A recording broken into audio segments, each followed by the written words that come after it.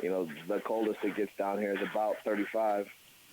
You know what I mean? So, I see. So it, we're on. Eamon usually joins us on Monday night. We usually all watch Raw together in like a Google Hangout.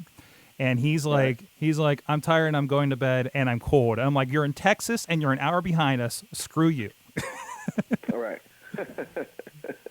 So Yeah, man, they're babies down here when it comes to weather. Like it'll be like in the 50s, and you'll see people full winter gear, crazy. like they're walking out into a blizzard, and you're like, I'm in shorts and a tank top, like, oh, it's a nice day outside. And they're like, what was wrong with you? Where are you from? And I'm like, Cleveland, where we get real weather. Yeah. All right. I'm going to tweet this out, the live link. See what happens there. I don't have like a full on chat set up for this one, but people can at least check it out. Maybe I'll try to keep an eye out on Twitter as well. I got you. All right. Let's do it. Yes, sir.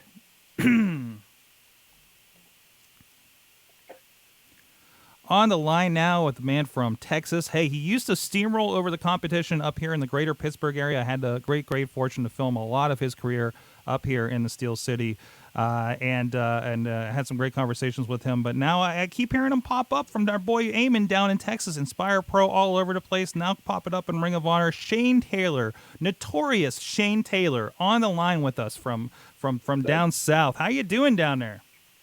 good, brother. Thank you for having me on. Thank you for having me.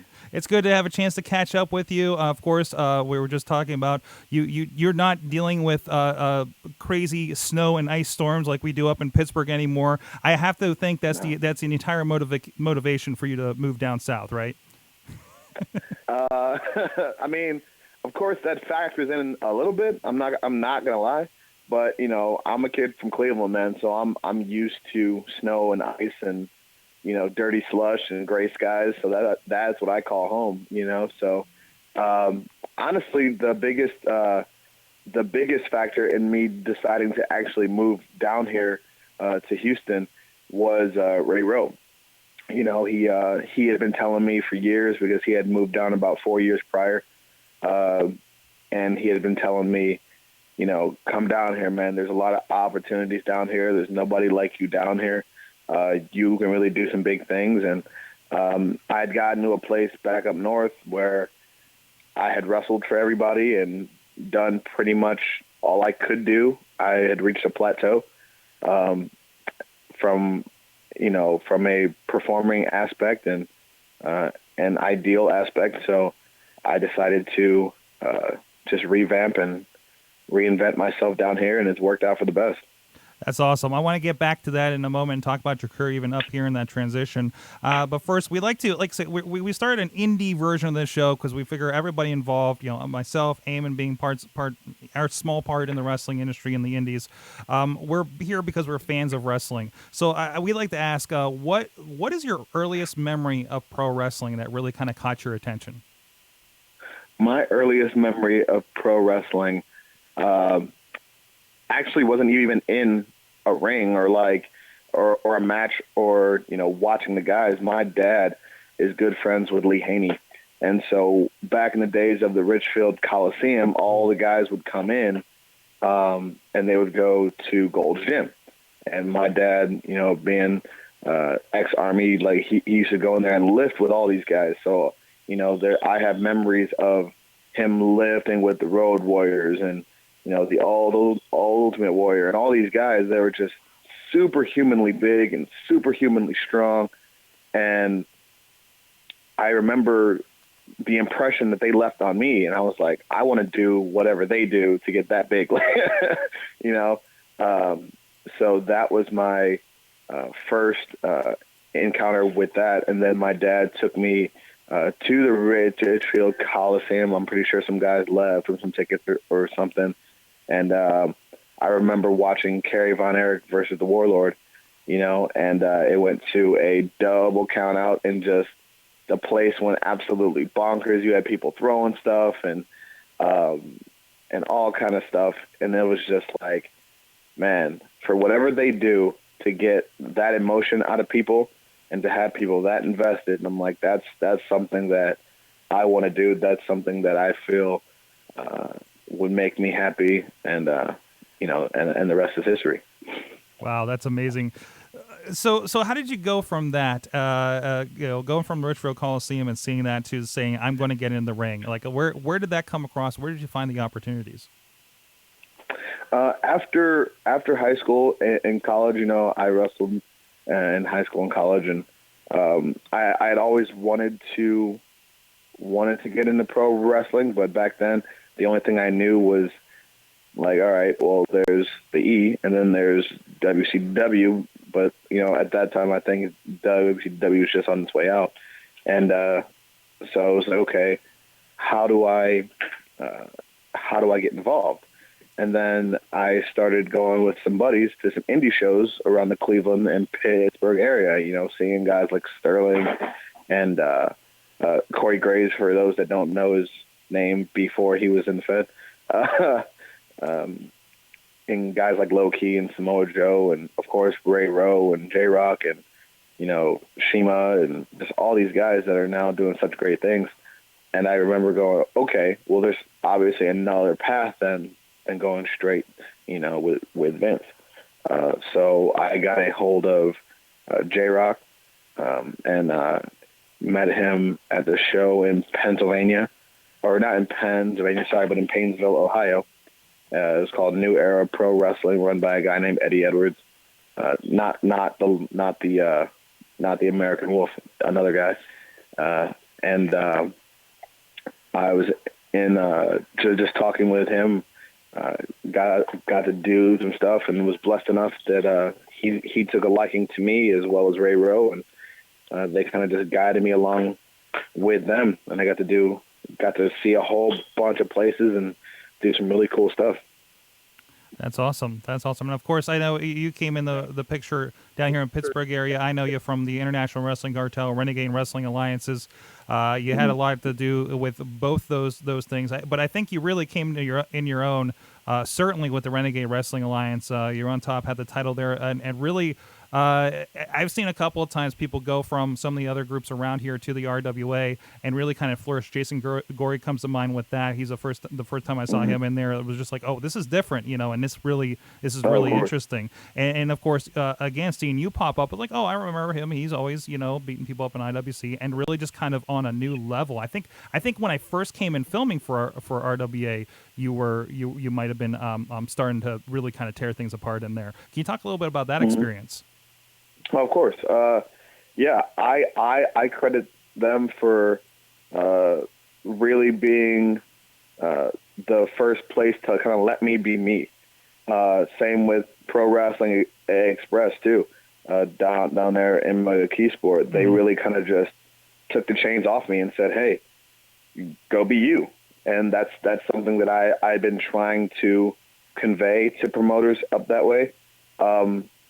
Because when I first started, and I'm sure there's still some of this going on. Things were just very cliquey, and coming from an athletic background like I had, it was a very difficult transition into pro wrestling mentally for me, because coming from the wrestling mat or a football field, if I work harder than you and I'm better than you, I should be ahead of you. So that's the mindset that I had going in. And of course, professional wrestling is different. So it was the first time in my life that my success was determined by someone else's opinion. So that to me was very difficult. And for a while, the only thing that people saw me as was, just an enforcer guy or just an extra guy that, other guys brought along. And so I think while it allowed me to be at those places and do some cool stuff, it hindered me because people didn't want to put me outside of that box. And it wasn't until I went to RWA and Feel Bad was like, hey, man, we're just going to let you kind of do what you want and be you, and the rest is up to you. So, and that's something that I pride myself in. I always tell people, you give me one opportunity to be me, if I can't get it done, that's on me. But anytime that any promotion has gone out there and let Shane Taylor be Shane Taylor, I've been successful. Same with Luke Hawks and Wildcat Sports.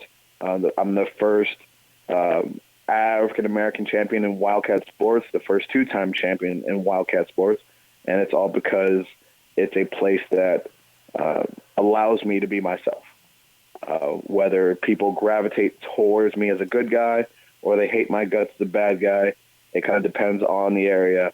But Shane Taylor, just being allowed to be Shane Taylor, is what's made me successful. That's amazing. And is this you say you just kind of hit the ceiling here? And of course, Ray Rowe obviously was probably prodding you along. I mean, he's a guy again from the Cleveland area, another guy that came through here with the International Wrestling Cartel, and again, it seems like he's completely flourishing and obviously going on to Ring of Honor and doing some great stuff there as well. What was kind of the final thing? One half of the tag team champions right now. Exactly. What was the last thing? What was kind of the thing that put you over the I got to make the move to Texas? This has to happen. There was no real tipping point. It was just, to me, I'm a person that's very goal oriented. I'm very driven, and if I feel like I'm not progressing, then I feel like I have to change something. And where I was at, I was just while I was doing a lot of shows and having a lot of fun, it was the same guys, same shows, and I really felt that I wasn't improving as much as I wanted to, and I felt like my ceiling was lower there than it is here. You come down here, it's all new guys, all new challenges, all new promotions. So it really pushed me to try to reinvent myself and change just about everything. So that presented a very interesting challenge that I welcome, because my mind doesn't allow me to really be stagnant. So I crave things like that. That's awesome, and we're showing a little bit of footage of you and Wildcat with the belt, with Ray Rowe here on the feed. Definitely go check that out on their YouTube channel as well.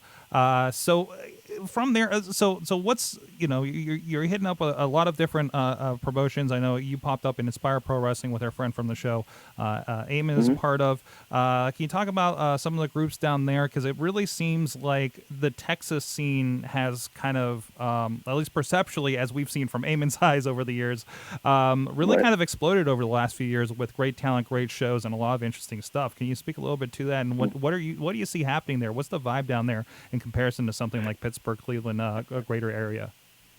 I mean, it's really crazy to compare them because they're so different. But Texas has been doing great stuff for years. The problem with Texas is that it's so big that it's kind of like a world unto itself. Like, it's like its own little wrestling world, and then everything else is outside of Texas. Like, for example, it was a funny story that I heard when Ray first did the ROH, his first ROH thing in San Antonio. He had been wrestling down here for years. He got there and people thought he had quit wrestling. Like, no one had ever heard, no one heard that he was even wrestling down here, but you have such great talent down here. You have guys like my partner, Keith Lee. Shout out to Keith Lee, one half of the Pretty Boy Killers. You have, all the guys at Pro Wrestling Texas, like Ray Rowe and Houston Carson and Mike Dell and Ricky Starks and all these great guys.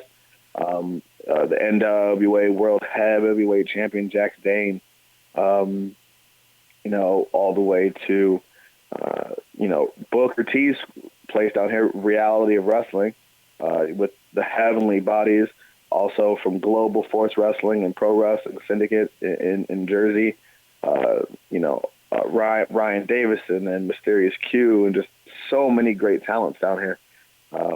And then you compare that, the Texas scene can really be compared with any area throughout the country, whether that be the Northeast, whether that be, Cali with all their guys.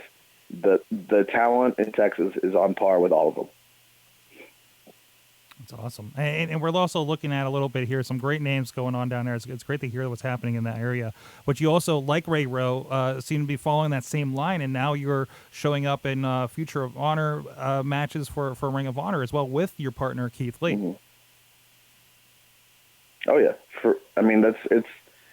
It's been a long road, and I've got to see just how Ray's taken his road from being on top of the world to being in this motorcycle accident, and watching him kind of rise from the ashes like he did with that to, achieving, just one of the many goals that he has, and I've gotten to see him go to England and Germany and Japan, and there's all this amazing things that I get to watch one of my best friends do.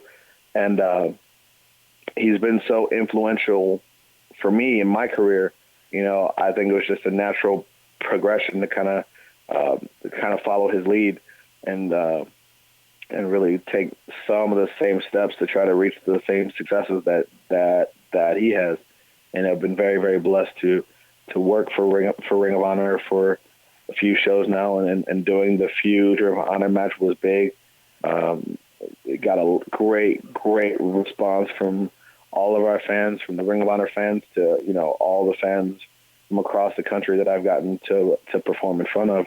And being on that stage is just, it's beyond words for me right now, because there's so much work that's been put into it, and so much work that still has to be put into it to stay on the same level, if not try to surpass, guys like Red Dragon, or the Briscoes, or Daniels and Kazarian, or Rhett Titus and Kenny King. Just so many guys there. Of course, the world champ, Jay Lethal. Just name after name of guys that are just on top of this business.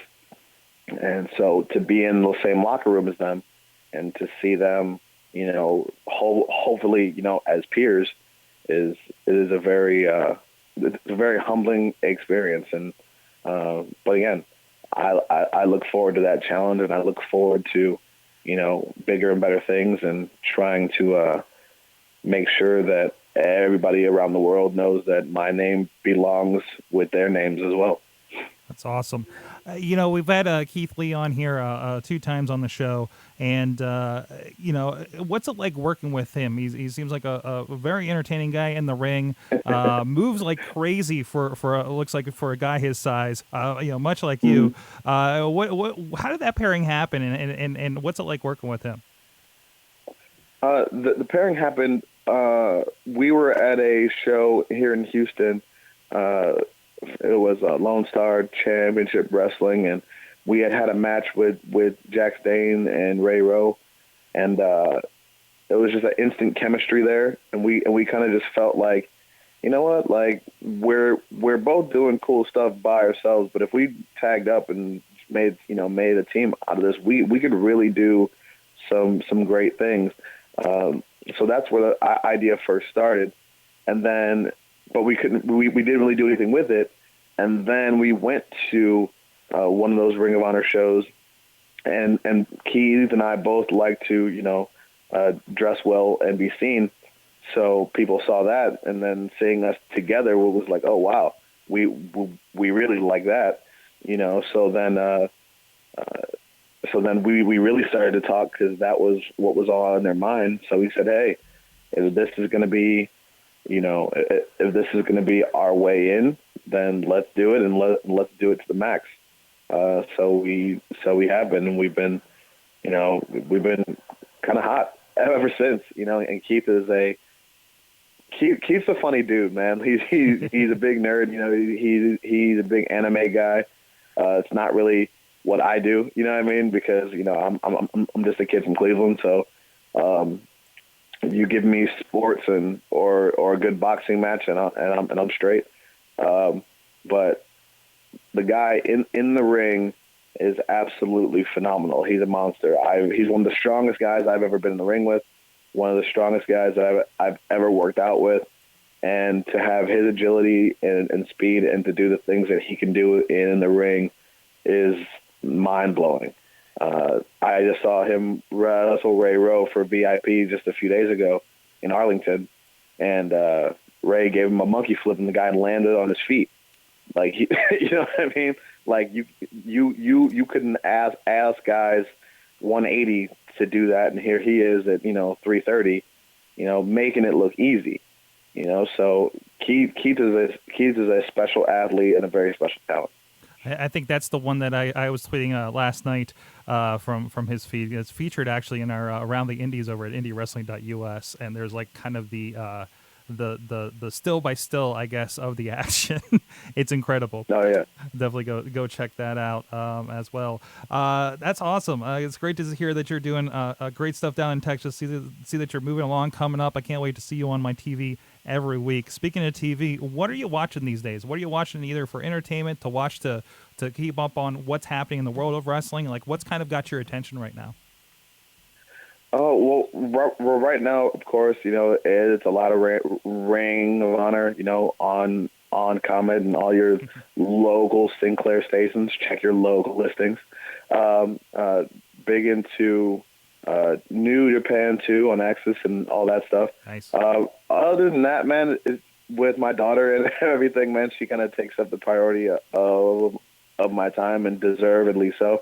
So, just watching Netflix with her, and lots of King Julian and other stuff like that. But if I do watch wrestling, it's usually Ring of Honor or New Japan.